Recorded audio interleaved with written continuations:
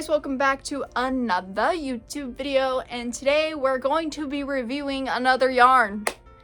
2 yarn reviews in 1 month? That's fucking crazy. No.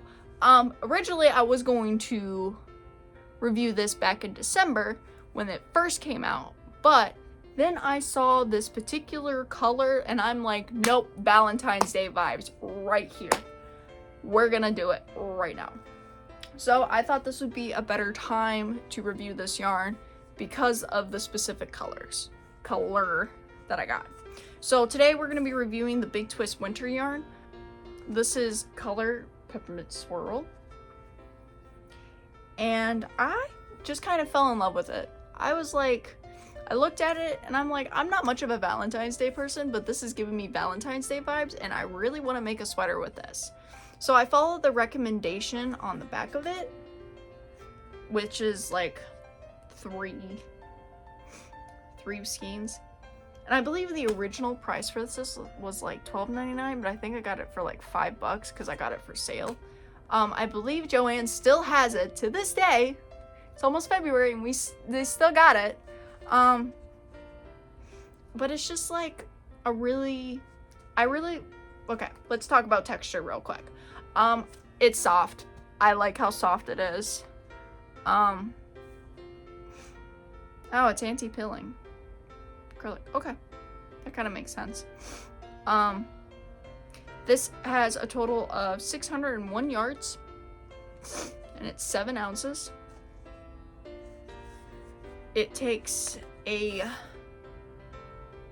5mm hook or 4mm needles. And it's number 2, fine. Like I said, I really like the feeling of this yarn. I really like the feeling of Big Twist yarn because it's not like normal acrylics where it's super scratchy and gross feeling and yucky, you know? They're soft, and that's what I like about Big Twist. Is they always make soft yarns, and they're cheap too. And like even after you wash them, they still are soft. But I don't have any crochet content for you this week because I kind of already made it. Well, at least a part of it. I'm still working on the other half and then I'll do the rest on the knitting machine. But I kind of just want to sit and talk about this particular project. So I'm making the heart sweater. And, you know, when I first started it, right, I was thinking it was going to be kind of like stripey looking, like natural stripes and stuff like that. Because, like, right? But I didn't think about, like, the different types of stitches I would have to use for this particular project. So it kind of came out a little wonky, but I kind of like it. It reminds me of a portal a little bit, a heart portal. But yeah, it's kind of nice. I like it. It does go well on the knitting machine because I got another color and that's the sweater that I made just using the knitting machine. It went decently well on the knitting machine. So crochet, it's kind of like iffy depending on like what stitches you use for it. But like I said, this sweater is already very soft, very easy to work with. It does have a lot of splitting. I did have issues with splitting when I was making this project.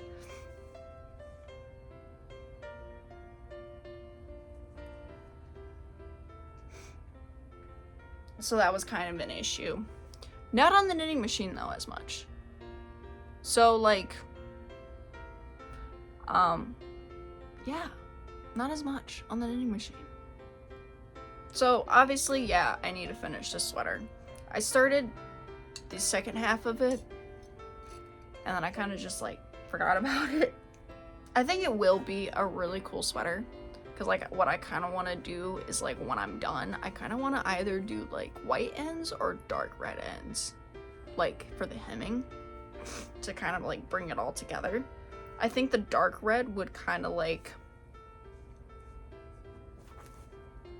either the white or the dark red would make it stand out more. I think like since this there's a big chunk of dark red here already, I think I might just go with white for the hemming, because I want it to stand out. Like I want the main piece to stand out, and I want the hemming to be kind of like just a complementary piece and make the panels stick out more. So yeah. So plus side, if you learned from last week's video that I personally like some splitting because the way I weave my ends in. So with that, will be easy for me to weave in my ends due to the fact that it does split easy. Obviously, I haven't weaved in the ends yet, but yeah, I like not weaving in a lot of ends. I guess I could just do a little pattern review as well, besides just talking about this. I did not like the way the heart pattern was set up, to be honest. Like, I personally don't like weaving in ends, like a lot of crocheters and knitters do. Like, don't, I should say. So I ended up having to like figure out different ways to make it so that I didn't have to weave in a bunch of like stupid ends. So there was a lot of like extra yarn that I had to use in order to be like skipping weaving in ends, which is probably why it kind of looks a little funky, but it's not gonna matter too much when I actually like put it together. And like instead of like just crocheting like the sleeves, I'm just gonna toss it on the knitting machine, because it's not gonna make that much of a difference anyway in texture. Because I did that with my Halloween sweater. I just threw it on the knitting machine and it actually didn't look too bad, which I was like, okay, I see you. It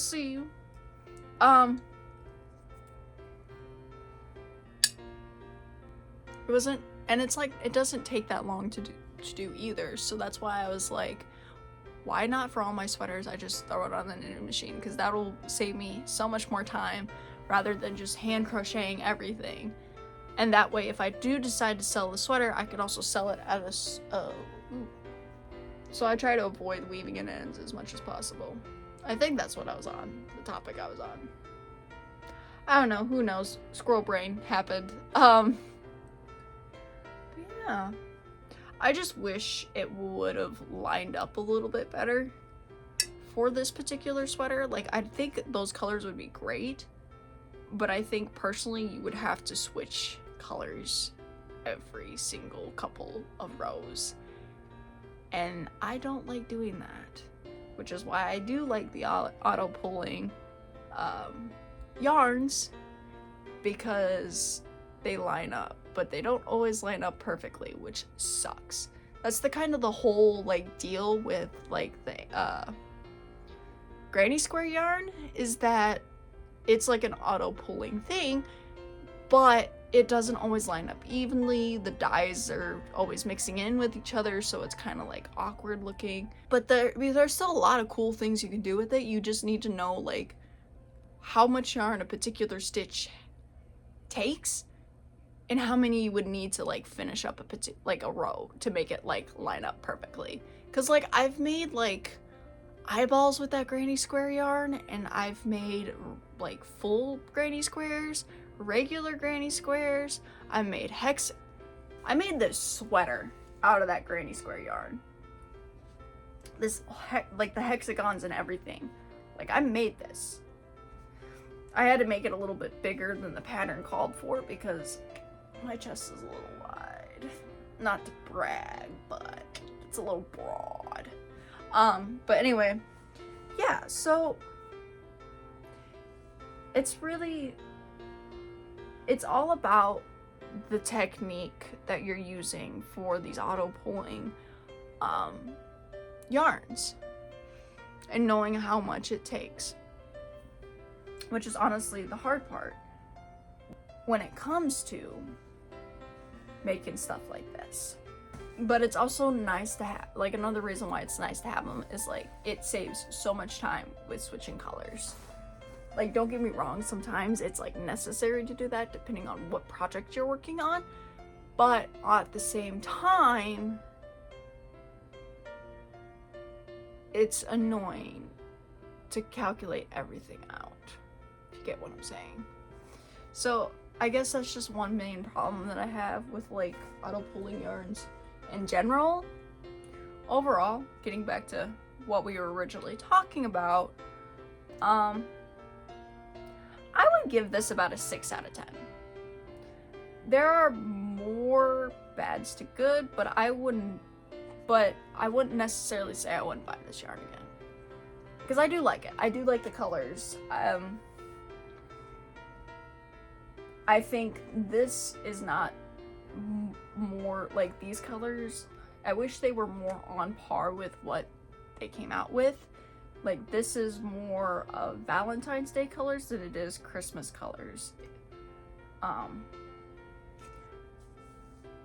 I think, like, the Christmas sweater that I made on the knitting machine was more on par with, like, with the Christmas theme that they came out with for that whole collection than this is. That's just me being nitpicky, though. What are you gonna do? Nothing. So yeah, it's just like, whatever, right? I guess I can't really think of much else to say about the yarn. If you guys haven't followed me on all my socials yet, go do so. I will leave my link tree in the bio so you guys can support me if you guys want to. Other than that, I'm glad you guys are here having tea and yarn talk with me. It's just a chill moment we have, just us two.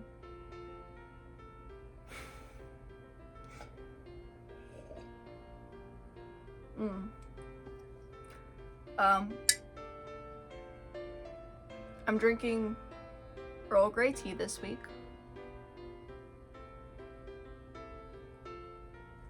And I'm starting to warm up to it. I'm actually really liking it. It's not gonna beat green tea. Like, obviously, it's not gonna beat green tea. Because what I really like about... Okay, now we're gonna go on a whole nother rant.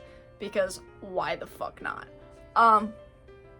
Green tea is not only great on its own, but when you add other, like, fruits and juices to it, it tastes fucking phenomenal. Like, literally any juice, fruit juice that you can find, add it to green tea, makes it 10 times better. Like, one of my favorite green teas that I like drinking is white cranberry strawberry green tea. That shit is fucking fire. I would recommend it. And it's not that hard to make. Just literally, like, all these green tea juices that I will mention in the next few seconds is that you literally just get a green tea packet, hot water, and a juice that you like. Another one that I tried that was really fucking good was, it was pineapple, apple, orange green tea. Okay, on a side note, I was driving, right, and I had it, because, like, I wanted some vitamin C that day. So I made it for myself, and it was all nice and warm, and it tasted really fucking good. I was like, flawless, right?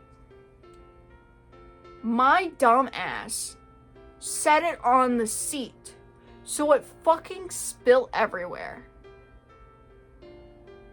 Like, why did I think that was a good idea? I should have just, like, put it in the cup holder where it's supposed to go, and then I wouldn't have not only no green tea or no tea left, but I also wouldn't have a dirty ass fucking seat either. That was definitely a dippy moment right there. I was, like, so fucking pissed off at myself, but I'm like, I need my tea, man. So I had to fucking run to Quick Trip to get green tea and juice, and I couldn't find the exact juice I used, so I had to grab orange juice, which was okay, but it wasn't as good as the pineapple apple orange green tea. So that sucked, but we improvised, which is all that matters. I also don't know why I'm holding the cup that way. You're supposed to hold it like that. So fucking weird. Oh my god. Anyway, I think I'm done ranting in this video. If you guys enjoyed this content, please give it a like. If you have other suggestions or ideas what I could do in future videos, please leave them down in the comments down below. I do read them. And if you're new to my channel, subscribe. We have fun over here. We talk about yarn, we talk about art. Sometimes we just go on random ass rants about fucking tea. So yeah, I hope you guys have a wonderful day, and I'm really glad you're here. And I'll see y'all in the next one. Bye!